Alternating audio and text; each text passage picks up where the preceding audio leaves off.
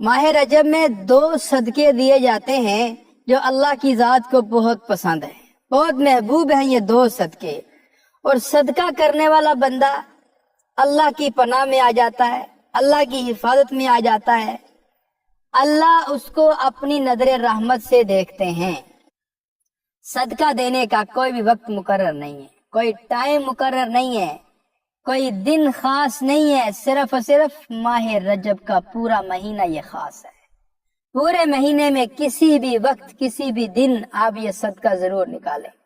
اب آپ نے صدقہ کیا کرنا ہے؟ آپ نے 3 انڈے لینے ہیں، اپنے دکھوں کو، پریشانیوں کو، غموں کو، جو بھی مسئلہ مسائل ہے اس کو اپنے ذہن میں حاضر کر لینا ہے کہ بھائی مجھے یہ مسئلہ ہے اور اس کے لیے میں صدقہ دے رہا ہوں یا دے رہی تھی۔ یا قاضی الحاجات، یا قاضی الحاجات، یہ آپ نے 11 مرتبہ پڑھ کر ان کے اوپر دم کر کے کسی بھی غریب مسکین فقیر کو کھانے کے لیے دے دے۔